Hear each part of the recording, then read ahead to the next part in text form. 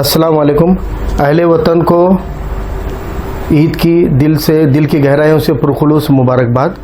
आप तमाम लोगों को पता है कि अभी पूरा मुल्क और पूरी दुनिया एक वबा से, कोरोना की वबा से लड़ रही है, तो इस कोरोना में एहतियात रखना ज़रूरी है।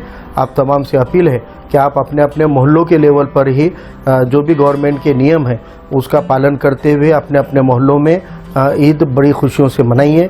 और इस वक्त में जब एक जगह हम ये वबा से लड़ रहे हैं, दूसरी तरफ दुनिया के अंदर म्यांमार के अंदर भी हुकूमत की और वहाँ के मिलिट्री की बहुत ज़्यादती चल रही है। और इसी तरह इसराइल की दहशतगर्दी की वजह से फ़िलिस्तीन के लोग ना तो रमज़ान के अंदर, रोज़ों के अंदर उनको शहादतें देनी पड़ी हुई है, और ऐसे माहौल में वो लोग भी ईद मना रहे हैं। तो उनके हक़ में दुआ कीजिए, दुनिया के तमाम मजलूमों के हक़ में दुआ कीजिए, भले वो किसी भी मज़हब को मानने वाले हो। इसलिए मैं पूरे वतन को, पूरे भारतीयों को तहे दिल से फिर से मुबारकबाद देते हुए नफरत की सियासत से बचने की सलाह देता हूं, और उम्मीद करता हूं कि इंशाल्लाह हम इस मुल्क के अंदर का भाईचारा बढ़ाएंगे और ये मुल्क की तरक्की का एक ना एक जरिया हम बनेंगे।